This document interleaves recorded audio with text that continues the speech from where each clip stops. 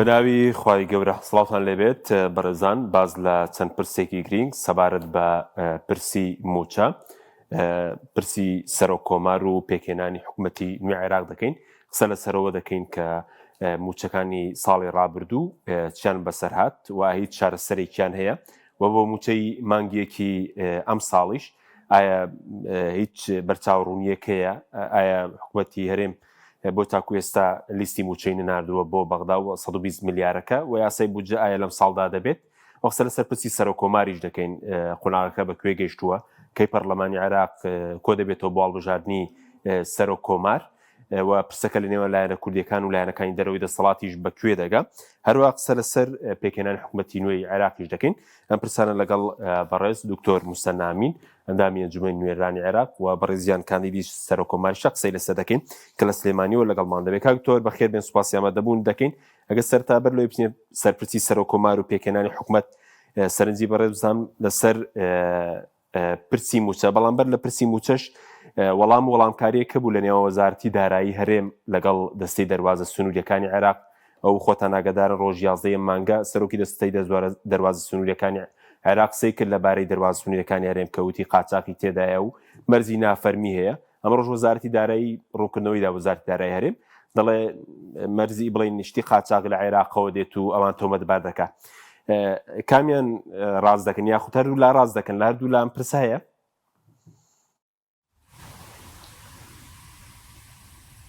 ببوورە کامیان ڕاز دەکەن بەڵێ هەردوو لای ڕاز دەکەن کە دەڵێن قاچاقی هەیە لە دەروازەی هەرێم و لە بەغداش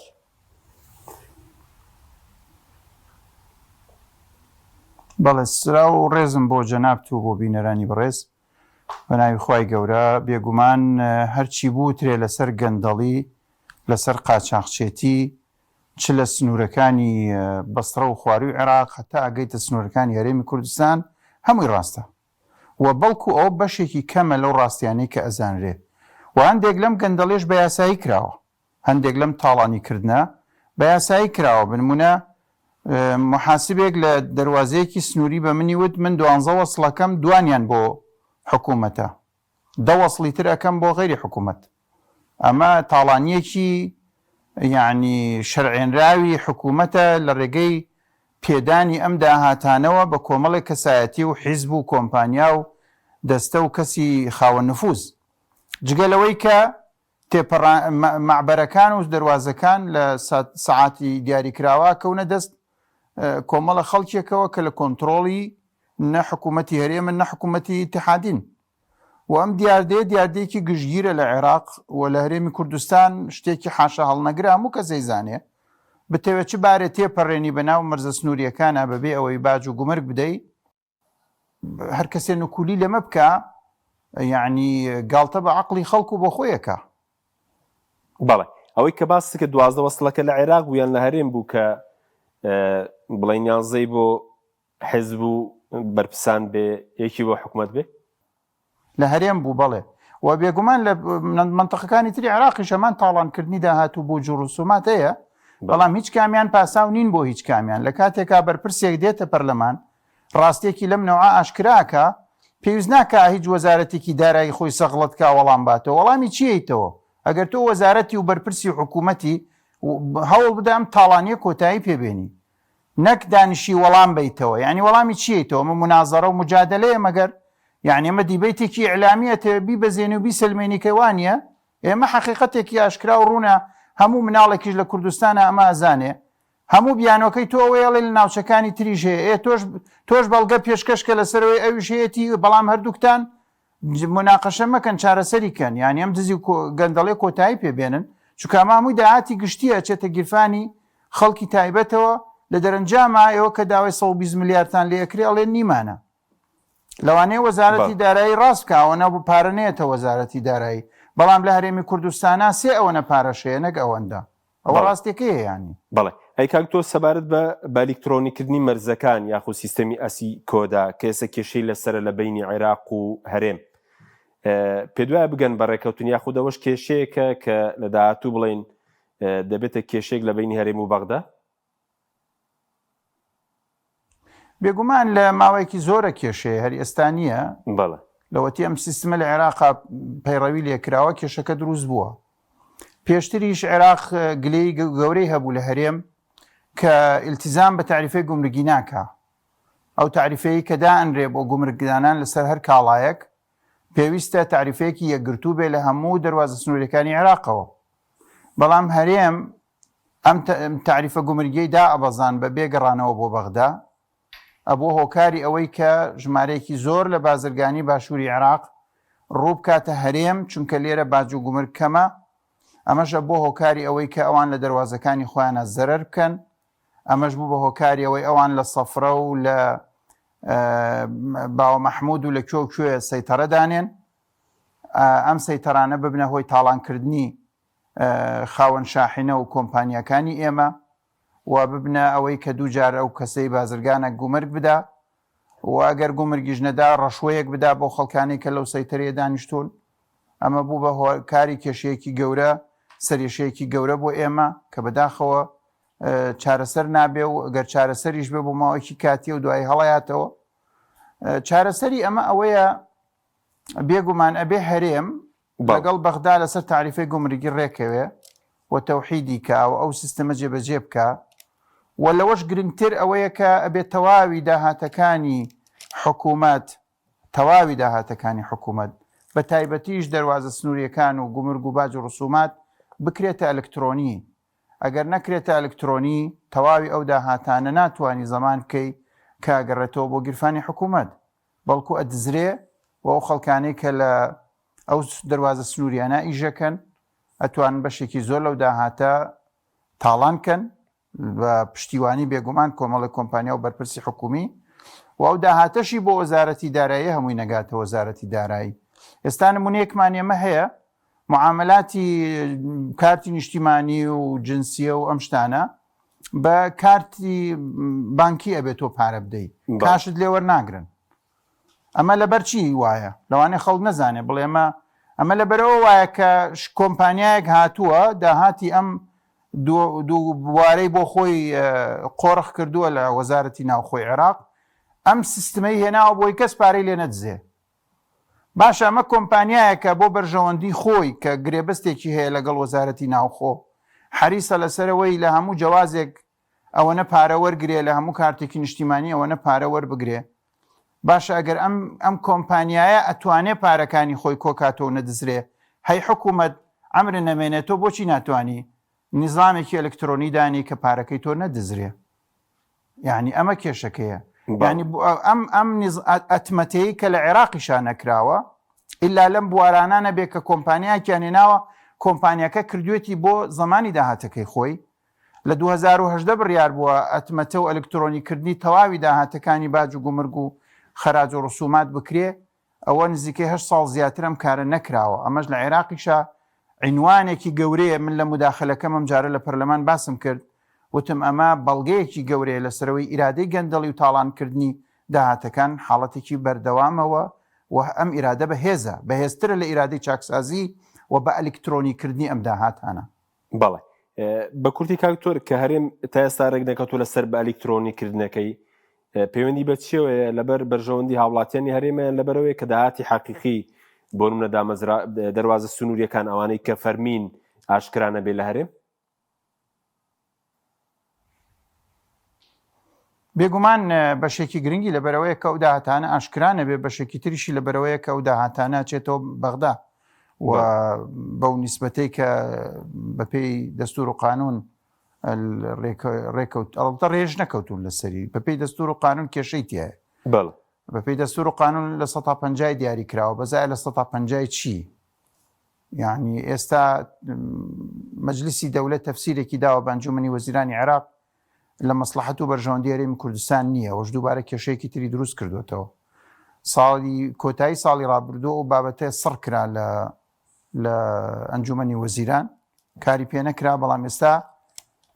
ئەنجومەنی وەزیران جارێکی تر گەڕاوەتەوە سەر ئەو تەفسیرەی مەجلیسی دەولەت کە لە بەرژەوەندی هەرێم نییە. چین ئەو ڕسوم و داهاتانەی کە شمولی ئەوەکە لە 150 بدرێ بە بەغدا. بەڵێ کاکتۆر سەبار بە موچەکانی ساڵی ڕابردوو هیچ چارەنووسێکیان هەیە لەو ماوەی پێشوو ئێوەش لەگەڵ سوودانی کۆبوونەوە هیچ چارەسەرێک هەیە دوێنێش ئەنجومەنی وەزیرانی حکوومەتی ماوە بەسەر کوێرەم کۆب بووە داوای موچەی بڵین 2024 سێ موچە موچەیەکی 2023 سێ موچە 2024 1 موچە ئەم ساڵیش 2 موچە داوای 6 موچە لە عێراق دەکات. هیچ چارەسەرێکەیە بۆ ئەم موچانەی ڕابردوو؟ ئێمە کە لە 5 مانگ سەردانی سوودانیمان کرد ئەو بابەتەمان لێ پرسی بەڵێ وەک سەرۆکوەزیرانی عێراق. ئەویش باسی ئەوەی کرد کە ئێستا ناتوانرێ و بابەتە چارەسەر کرێ.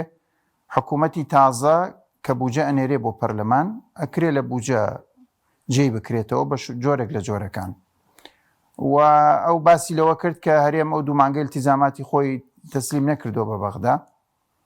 و هەرێمیش لەم بوارای جەوڵێکی جدی نییە بۆ ئەی کە بڵێ بنمونە ئێوە داوای 220 ملیاری لە منەکەن ئەتوانن ئەوە 220 ملیارێکە و موچەی خەڵک بنێرن کە هەرێمیش دەست پێشکەریەکی نەبێ، هیچ ڕێکەوتنێکی نەبێ، هیچ وەفدێکی نەناربێ بۆ بەغدا بۆ ئەم بابەتە. لەو لاشەوە کێشەی ئەو داهات ڕسومە بە تەفسیری ئەنجومەنی دەوڵەت کێشەی دروست کردبێ، لەو لاوە حکوومەت کۆتایی هاتبێ،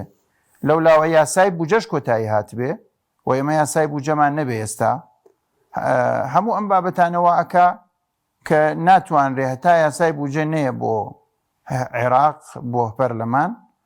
و ئەمەش پێویستی بە پێشلەوە پێگەێنانی حکوومەتە. دەبەرەوە تا حکوومەت پێگنەیە و بوجێی داهاتوو نەنێرەی ساڵی 2026 ئومێدێک نییە بۆ چارەسەرکردنی ئەو دوو موچەیە. بەڵێ لە دوای ئەوەش ئومێدەکە زۆر زەعیفە، بەڵام هەر ئومێد هەیە و من لێرەوە داواکەم لەو حیزبانەی کە بەشداری گفتوگۆکانی پێگەێنانی حکوومەتەکەن لەگەڵ سەرۆکوەزیرانی تازە بە تایبەتیش هەردوو حیزبی حکومڕانی هەرێم ئەم بابەتە بخەنە ناو ئەجێنداکان و ڕێکەوتنەکانی پێگەێنانی حکوومەت بیکەنە پێشمەرج لەسەر سەرۆکوەزیرانی تازە بۆی حکوومەتی لەگەڵ پێک بێنن، چونکە ئەو بابەتە بابەتێکی هەستیارە، بابەتێکی مافێکی گەورەیە بۆ هاوڵاتیانی ئێمە. پێشتریش ئێمە دەیان موچەمان فەوتاوە ئەمەش بفەوتی ڕەنگە ببێتە پێشینە بۆ فەوتانی موچەی تریش و قەراراتی مەحکەمەی اتحادی زۆر ڕوونن کە بەرپرسیارەتی پێدانی موچەی خستووەتە ئەستۆی حکوومەتی بەغدا، بەڵام التیزاماتی تەسلیمی داهاتی خستووەتە ئەستۆی حکوومەتی هەرێم. ڕاستە ئەم دووشتە پێکەوە جێبەجێکرێن، بەڵام ئەولەویەت بۆ پێدانی موچە لە ئەستۆی حکوومەتی عێراقە. حکوومەتی عێراقیش ڕێگای خۆی بگرێتە بەر چ لە پەرلەمانی اتحادی چ لە حکوومەتی اتحادی بەرامبەر بە هەرێم ئەگەر ئەو التیزاماتانی جێبەجێ نەکرد، بەڵام بەرامبەر بە حکوومەتی و دەسڵاتدارانی هەرێم نەک بەرامبەر بە خەڵکی هەرێم. بۆیە ئەمە دواکەوێ بۆ مەسەلەی بوجە و مەسەلەی پێکێنانی گفتوگۆی پێگەێنانی حکوومەت و ئێمە ئێوادارین کە توانایەک هەبێ بۆی کەم بابەتە چارەسەر بکرێت. ئەی کاکتۆر بۆ موچەی مانگی یەک تاکو ئێستا بڵێن لیستی موچەش نەنێدراوە یاخود قسەرە سەرەوەی بۆچی دوای 20 مانگ لیستی موچە دەنێدرێ بۆ بەغدا 120 میلیارەکە موچەی مانگی یەک بڵێن جارێک کێشەی نییە ئینشاءڵڵا دێت ئەوەندە ئاگادار بن. موچەی مانگی یەک لە ڕووی لیستی موچەوە کە ئەوان لەسەر ژمارەیەک ڕێکەوتون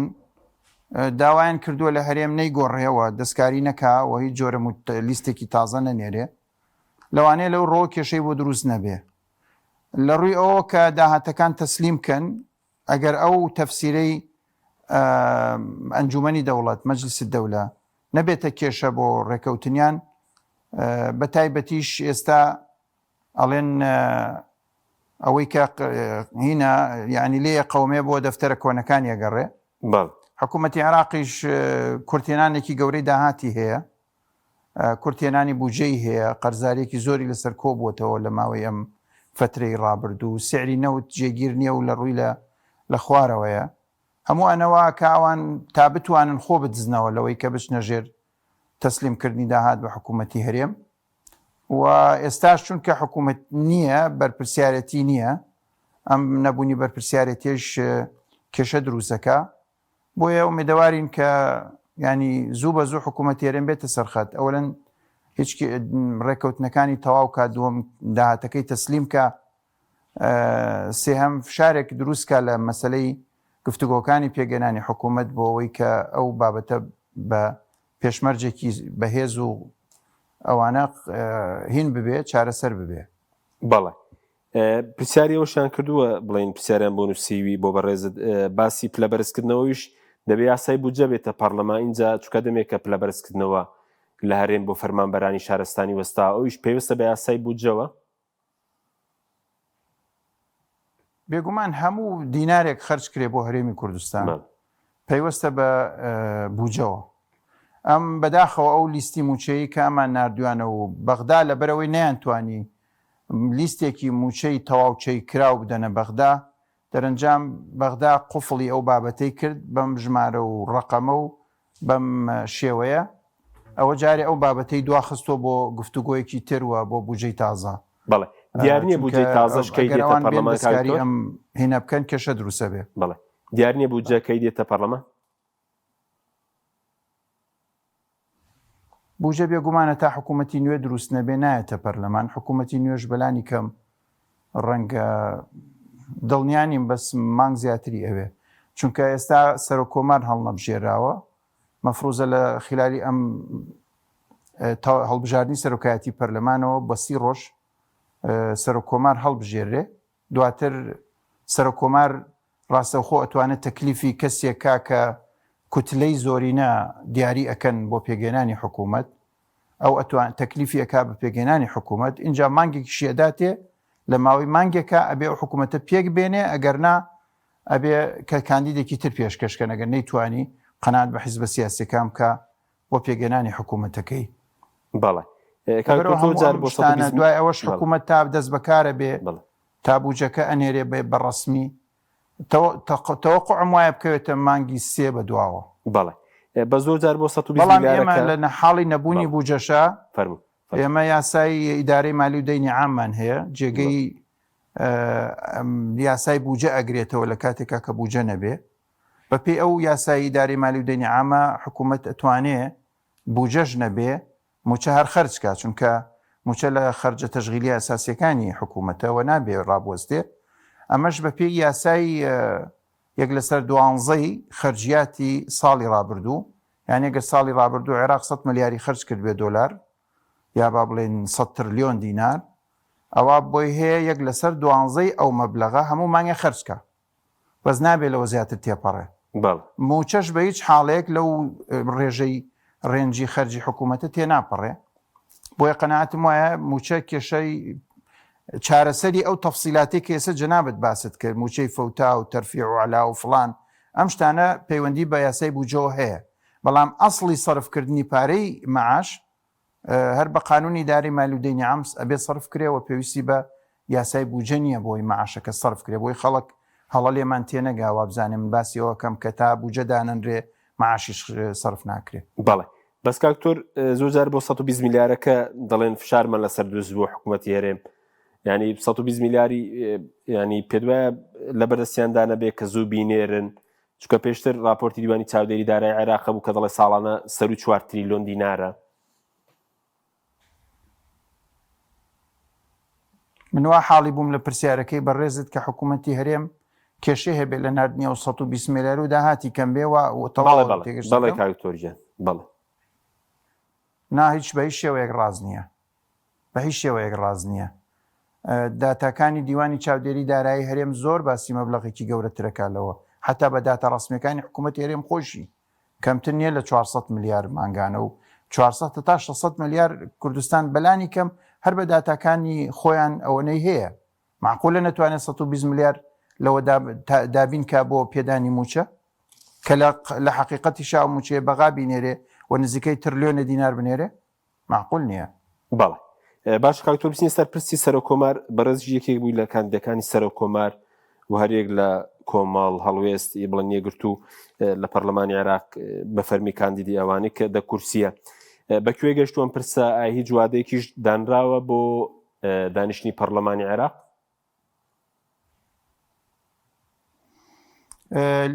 لیستی کۆتایی موچە دوێنێ عفوەن لیستی کۆتایی کاندیدەکان دوێنێ یەکلاکرایەوە و دوێنێ ئاشکراکران و نێراون بۆ وردبینی کۆتایی و هەر کەسێک ناوی دوور خراوەتەوە مافی پێدراوە لە ماوەی 3 ڕۆژاتانە بدا لەو بڕیاری ئەو لیژنەیە لەسەر دوورخستنەوەی ئەو 3 ڕۆژی مافیتانەدانە ژەبێت تێپەڕێ دوای ئەوە پەرلەمانی عێراق ئەتوانێت لە هەر سات و وەختێکە کە پرۆسەی هەڵبژاردننی سەرۆکۆمار دەست پێ بکە و ئەوەش وەکو دیارە لە ڕووی عورفەوە لە ڕووی هەندێک ڕێکەوتنی سیاسیەوە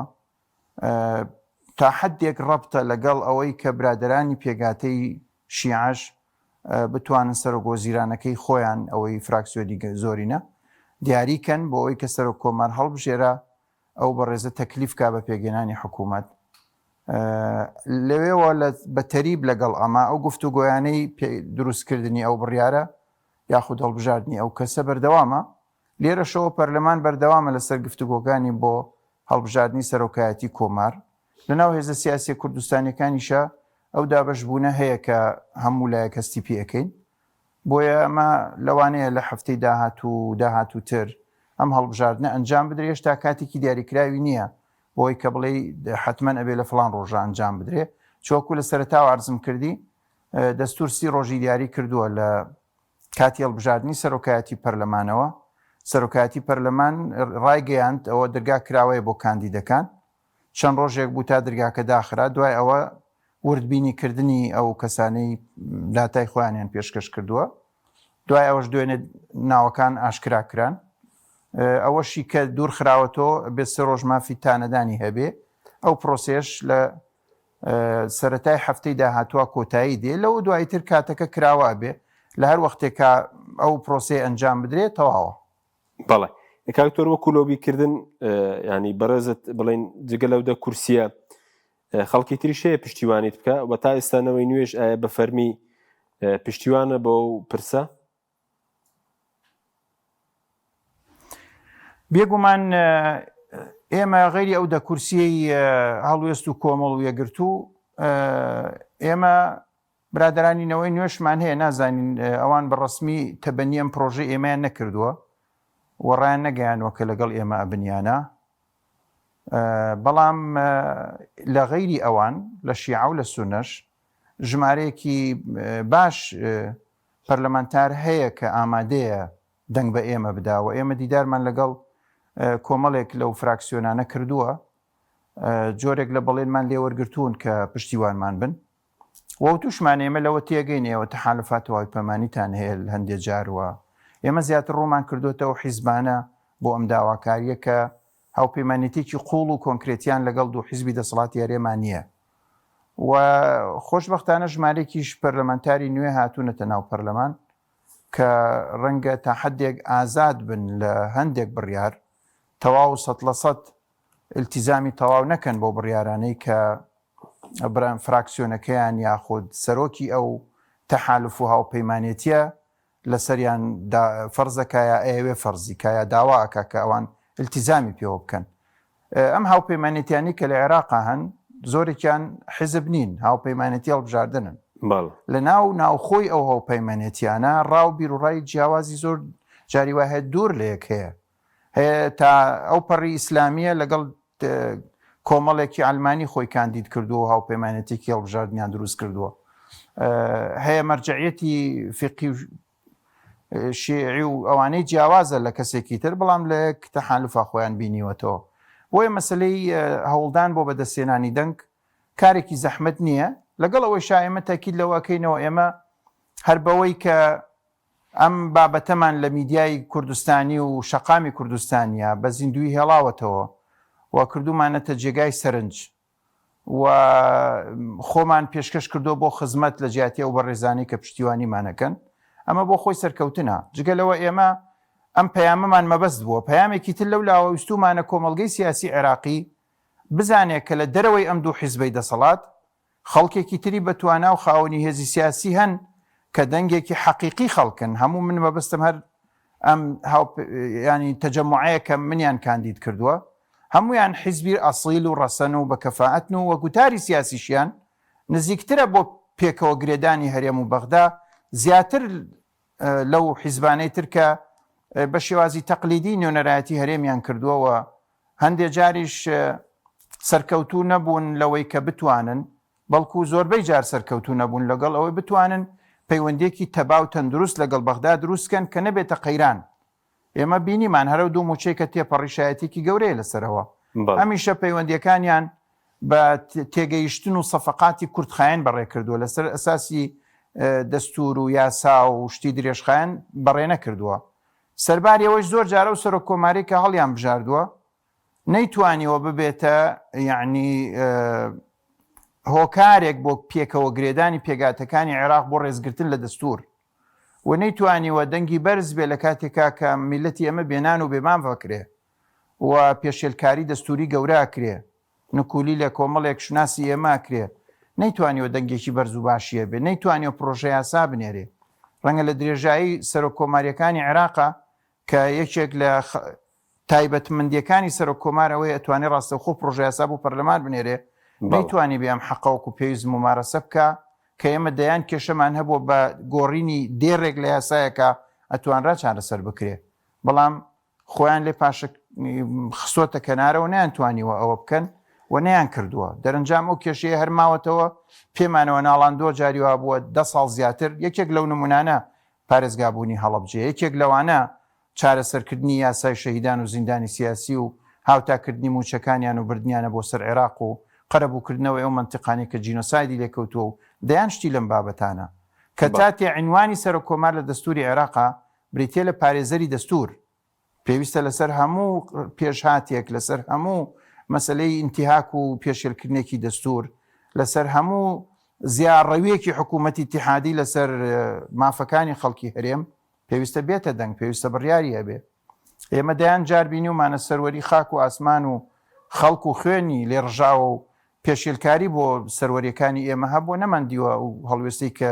پێویستە سەرۆک کۆماری عێراق هەیبێ کە ڕەمزی دەوڵەتی عێراقە و پارێزەری سەروەری و سیادە و دەستوری عێراقە بۆیە ئێمە ئەمانەوێت لە ڕێگەی ئەم مانۆڕەوە لە ڕێگەی ئەم خۆ پێشکەشکردنەوە لە ڕێگەی ئەم جوڵە سیاسیەوە لە ڕێگەی ئەم دواندنی کوتلە و فراکسیۆن و ئەندامانی پەرلەمان و جوڵەی لە ناوعقلی ئەم حیزبە سیاسیانی عێراقا دروستکەین بەسیەتی هاوپەیمانێتی لەگەڵ ئەو خەڵکانە کاتیەوە هاتووە کە ئێوە تێبگەن لە دەرەوەی ئەم دوو حیزبە خەڵکێکی تری بەهێز و خاوەن مەبادئ خاوەن قیەم و خاوەن خیتابی سیاسی بەهێز و خاوەن ڕوئایەکی ڕوون بۆ پێکەوە ژیانی عێراقیەکان هەیە ئەتوانن مامەڵەی لەگەڵ بکەن و ئەتوانن بەشێک لە دەنگەکانتانی پێ ببەخشن و ئەتوانن بیکەنە هاوپەیمانی خۆتان و ئەتوانن لە ئایندا پێگەی سیاسی بەهێزتریان پێ بدەن و بەتایبەتیش ئەو پێگانەی کە بە سەرۆکی پەرلەمانیشەوە عفۆن بە سەرۆکی کۆماریشەوە پێگەی نەتەوەی کوردن پێگەی مۆرکرا و تاپۆکراوی حیزبێک نین ئەگەر ئەم حیزبانەی ئێمە خۆیان سەلیقە و عەقلیان بەوە ناشکێ یەک ریزیەک دروستکەن بەمە و خەڵکی تر بخوێننەوە وەکو شیعەکان کازمی و عادل عەبدولمەهدی بێنن کە هیچ کورسیەکی نییە و گەورەترین پۆستی شیعی پێ بدەن وەکو سوودانی دوو کورسی هەیە و سەرۆک وەزیرانی پێدرێ و گەورەترین پۆستی خۆیانی پێدەن وەکو خۆیان سەلیقەی ئەمان نییە ئەوان ئەتوانن پێیان بڵێن کاکاری ئەوە کوردین ئەمانش کوردن ئەگەر خۆیان بیان توانێ ئەم جۆرە ڕێکەوتنە بکەن و کاتی خۆی بانگەشەکەی ئێمەش بۆ ئەوە بوو وتمان با حیزبە سیاسیەکان ڕوئایەکمان هەبێ ئێمە ئەجەندایەکی هاوبەشی نەتەوەیمان هەبێ کە ئەچین بۆ بەغدا ئەولەویات و لە پێشینەی ئیشەکانمان دیاریکەین لە تەنیشتەوە پۆستەکانیش دیاریکەین ئەو کاتە بڵێن ئەم پۆستانە ئاوادا بەشەکەین بۆی ئەم ئامانجە نیشتیمانی و استراتیژە نەتەوەیانە بێنی نەدی بەڵام ئێمە ئەوەی کە بینینەوەی ئەمانە دێن هەرچی پۆستە لەسەر خۆیان قۆرخیەکەن کە ئەنە و هیچ کەس کوردنی ئەوان نەبێ لەسەر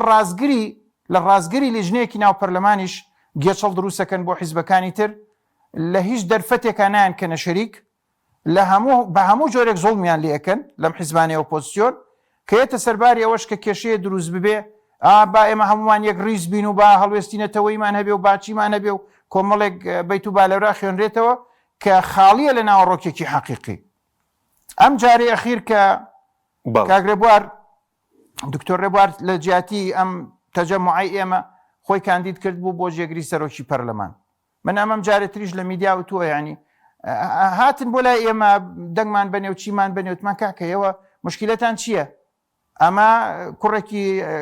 کووردە و کەسێکی بە کەفاعەتەوە بە ئەم پۆستام جارە بەو بدرێ ینی چی کێشەیەک چییە ینی؟ چی کێشەیەکتانێ لەگەڵم بەڕێزە؟ وەڵا ئەمە لەگەڵ حەشتی شعبی و وەڵا ئەمە لەگەڵ پلانی چییە و ئەمە نازانم لە ئەجێندای چیایە و وتە بابەگیان ئەم قسانە ڕاست نییە بەم شێوەی ئێوەی کەن باشە ئێسام قسانە تۆ ناڵێ ئێوە لەبەر ئەوە پێی نادەن باشە لەسەر منە و کێشەیەتان هەیە من کورتپەروەر نیم وتیان بەڵێ یارە وەڵا ئاوای ئێ باشە وتم ئەگەر ڕاستە ئەم منتیق و بیرکردنەوەیە فەرموو ئێستا من بە دکتۆر ڕێبوار ئەڵێم ئینسیحاب کە لە خۆ کاندیدکردن من خۆم کاندید دەکەم ئێوە ئامادەن دەنگەکان بدەن بە من آخر بەدەست ئێمە نیە و ناتوانیتم کاکە واز بێنن لەم عەقڵیەتە مۆزوعی ئێوەش لەگەڵ دکتۆر ڕێبوار ئەوە نییە مۆزوعی ئەوەیە پۆست لای ئێوە قۆڕخکراوە بۆ خۆتان باشە بە هیچ کەسێکی تری ڕەوا نابینن کێشەکەشیان ئەوەیە بە ئەم دوو جملەیە بڵێم کێشەکەش ئەوەیە ئەمانە سحرێکی غەریبیان هەیە دراوێکی سحریان هەیە دراوی سحری ناوی بریتە لە ڕقەمی کورسیەکانیان بەنمونە برادران یەکێتی دیان ئەڵێن ئێمەش دە کورسیمان هەیە سەرۆکۆمار تاپۆی ئێمەیە ئێ باشە دوایش ئەمە باشەوە سەرۆکۆماری برد ئەی دوایەوە یەتە سەر وەزارەتەکانی ژەڵێ دوو وەزارەت کەمتر نییە ئەوە تاپۆی ئێمە ئێمەش دە کورسین ئەمە ئەوەشی برد دوایە تەسەر لیژنەکانی ناو پەرلەمان ئێمەش دە کورسین لە ناو پەرلەمانە قابل لە دووسێ لیژنەمان نەبێ نا ئەوانە شەری ئێمەیە کاکەم دراوە سحریە چێتۆ هەموو شتێکی پێکڕی هیچ کەم ناکە ئەی تۆ بخۆ بە چێ زانیم خەڵکی تر بەچی سەیرەکەی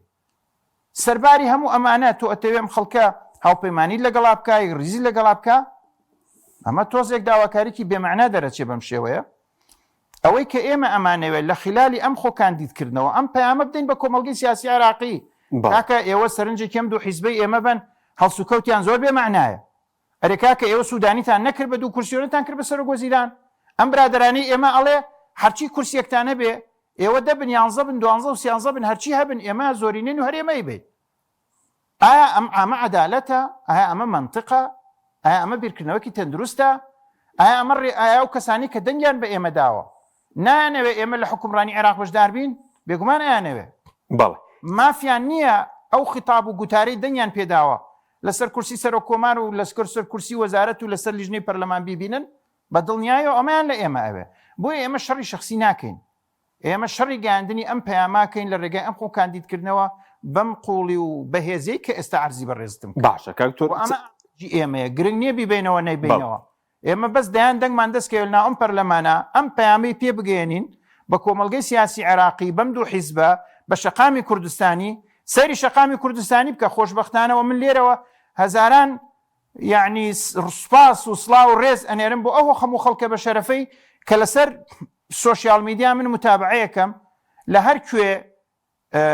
ئێمە بەراورد بکرین لەگەڵ کاندیدی ئەو دوو حیزبەی تر دەنگەکان لە ڕەنگە 65 و جاریوای هەفتاشی بۆ ئێمە دێ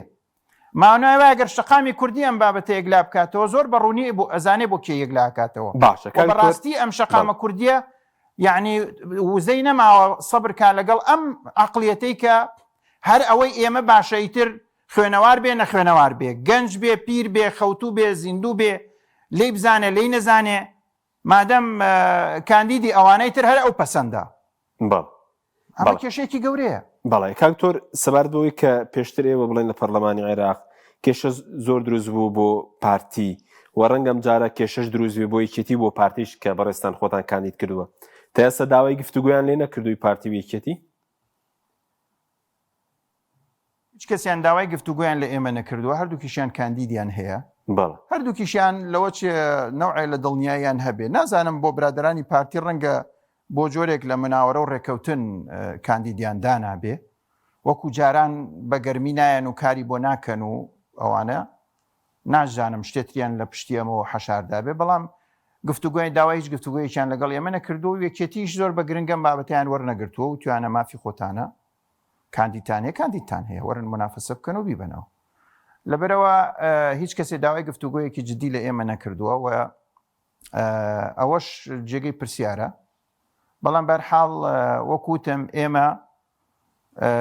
ئەمانەوێ ویژدانی سیاسیەکانی عێراق و فراکسیۆنەکان بجوڵێنین چاویان ڕوونکەینەوە لەسەر بازێک ڕاستی لەو لاشەوە جەماوەری کوردستان تێبگەێنین لەوەی کە ئەم قۆڕخکاریەکی زاڵمانەیە سبەینە بانەڵێ ئێوە بۆ خۆتان کاندید دەکرد جامان نابە ئێوە ئەو فەرمو خۆمان کاندیدگەرتانەوێت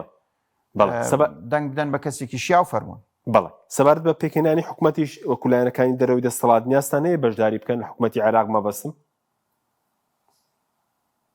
بێگومان یعنی جاران ئێمە وەکو یەگرتو 4 کورسیمان هەبووە لە حکوومەت وەزیرمان هەبووە ئێمە سەردەمی وەزیری ژینگەمان هەبووە سەردەمی وەزیری دەولەمان هەبووە سەردەمی وەزیری ژنانمان هەبووە سەردەمی وەزیری کۆچ و کۆچبەرانمان هەبووە هیچ کاتێکیش کورسیەکانمان جارێ 5 بوون و ئیتر 4 بوو 4 و هەرەوە نەبوون لە کاتی تەزویرەکەی 2010 شاکردیانین بەدوان ئەم حکوومەتش کە ڕابرد حکوومەتی سوودانی ئێمە خۆمان داوای بەشداری حکوومەتمان نەکرد لە ڕاستیە بەڵام باشە ئێستا خۆ ئێمە چوارنین ئێمە لەگەڵ ئەو دوو حیزب بەڕێزەی تر 10 کەسین خۆگەر نەوەی نوێژ بێت 13 کەسین چۆن حەقی بەشداری وەزارەتمان نییە ئەگەر پێمان نەدرێ بێگومان ئەوە یعنی پلان و پیلانێکی زاڵمانەیە بۆ دوورخستنەوەی هەموو دەنگێکی زیندوو کە ئێمە بەڕاستی مەبەستمانە لەنا ئەنجومەنی وەزیرانە دەنگێکی جیاواز بین تعبیل لە بەرژەوەندی خەڵکی نەتەوەکەی خۆمان بکەین و بێگومان دەنگێکیش نابین بۆ هەڵاکردن دژی کورد یا دژی هەرێم یا دژی ئەو بەعکسەوە ئەبینە دڵسۆزێکی حەقیقی بۆ پشتیوانیکردن لە قەزیەکانی نەتەوەی کورد خۆ ئێمە 12 ساڵە لە پەرلەمانی بنمونە من باسی خۆم بکەم ئەم 12 ساڵە ڕوونە ئێمە چۆن لە بەغا گوتارمان چۆن بووە سیاستمان چۆن بووە بەڵام لە ناحەقیش قبول ناکەین شایەتی ناحەقیش بۆ هەرێم نادەین بەڵکو هەرێم غەڵەتی هەیە لەوێ ژەڵێن غەڵەتی هەیە و ڕاستیشی هەبێ ڵێن ڕاستی هەیە و لە هەموو حاڵێک شامە لە سەنگەری نەتەوەی خۆمانین بۆ بەدەستێنانی مافەکانی و ئەگەر ئەمە هەر سیاستێک پێویستکە بۆ ئەمە بێگومان ئێمە بۆ شێوە سیاستەکەین کە میلەتەکەمان لە مافەکانی براوە بێ بەڵێ کاکتۆرۆ دو پرسیاریش سەبارەت بە پێکهێنانی حکوومەت لایەنە شیعەکان تا ئێستا گەشتونەتە ڕێکەوتن لەسەر کاندیدێک چکەوتیان سوودانی کشاوەتەوە تا ئێستا هیچ شتێکی ڕوون هەیە ئەم پرسە لە بینی سوودانی و مالکی وەکو دوو کەسی دیار و فراکسیۆنی زۆرینەی ئەو مابوویەوە ئاخری بەڕێ سوودانی قبولی کرد کە بیسپێرە ئەو بابەتە بە مالکی نەوعێک لە کۆدەنگی دروست بوو لەسەری بەڵام ئێستا کێشەی ئەوە هەیە ئایا بەڕێز مالکی ئەتوانێ سەرنجێک هەبووە لە نەجەف لەسەری لە مەرجعیە لای ببا ئایا یعنی ژینگەی نێودەوڵەتی زۆر پێشوازی لەکایە نایکە و ئایا دەنگی پێویست بەدەستێنێ بۆ پێگەێنانی حکوومەت لە پەرلەمان ئەمە هێشتا لە هینایە لە گەنگەشە و یعنی هێنان و بردنایە ئەگەر ئەویش سەرکەوتو نەبوو ڕەنگە بگەڕێتەوە بۆ بەڕێز سوودانی ئەو کاتە ئەویش دەتوانێت بەختی خۆی تاقی کاتەوە و ئەگەریشی هەیە لەسەر کۆمەڵی ناوی تر ڕێبکەون یەکێک لەو ناوانە هەڵبژێرن کۆمەڵی ناوی تر هەیە کە دووبارە لەو کەسانە نین کە کوتلەی پەرلەمانیان هەبێ و لە ناو پەرلەمانە ڕەنگە هیچ یعنی ژمارێکی وایان نەبێ ڕەنگە نزیک من لاندێت تەیاری سیاسی بەڵام زۆر دیار نین ڕەنگە بسپێرێ بە کەسێکیش لەوانە لە دوای مالیکیشەوە ئەم ئەزمونە دەستی پێکردیانی کاتی خۆی سپاردیان بە عەبادی دواتر سپاردیان بە کاظمی و عادل عەبدولمەدی کە کورسیان نەبوو لە پەرلەمان و دواتریش بە سوودانی کە 2 کورسی هەبوو تا پێش لەوەی سەدرەکانی سەحاب بکەن ئیتر ئەم بابەتە بەم شێوەی ڕۆیشتووە ئێستا نازانین ئەگا بەکوێ بەڵام بڕام وایە بەم زوانە ئەوانش ڕێکەون لەسەر ئەو بابەتە هەر لەگەڵ هەڵبژاردننی سەر و کۆمارە ڕەنگە کەسەکەی خۆیان حازرکەن بەڵێ بە کوردی کاکتۆر ئەو گرژانەی لە ناوچەکەی لە بینی ئێران و ئەمریکا کاریگەری نابێت لە سەر دواکەوتنی هەڵبژاردننی سەر و کۆمار و پێکهێنانی حکوومەت خۆی ئەم هەلومەرجەی کە لە ناوچەکە هەیە ئەبێ بەعکسەوە پاڵمان پێوە بنێ ئێمە زۆر زوو پێش لەوەی هیچ شێوێک لەم ناوچەیە ڕووبدا ئەبێ زۆر زوو ماڵی خۆمان ڕێک خەین ئامادە بین خوا نەخواسە بۆ هەر پێشهاتێک کە کاریگەری نەرێنی هەبێ لەسەر ئاسایش و سەروەری و ئەمنیەتی وڵاتی خۆمان و لەوانەیە قەیران دروست ببێ لەم ناوچەیە شەڕ دروست ببێ قەیرانی دارایی دروست ببێ نرخی نەوت بشکێ لەوانەیە قەیرانی گەورە بەڕێوە بێ لەبەرەوە پێویستە عێراقیەکان زۆر زوو ئەم مەلەفە تەواوکەن کاتیەوە نییە یعنی تەخیر کرێ بۆی وازانم ئەم تەحەدیانی لە ناوچەکە هەیە نەک ئەوە دوا ناخا دەبێت زۆر زوو پێشی خا بەڵێ سوپاس دەکەین بەڕێز دکتۆر موسە نامین ئەندامی ئەنجومەنی نوێرانی عێراق و کاندیدی سەر و کۆمار کە لە سلێمانیەوە لەگەڵمان بووی مادوماکردی سوپاسیان بەدەبوون دەکەین سوپاس بەوەی بینایی بەڕێز سوپاس باوکارانم خواتان لەگەڵ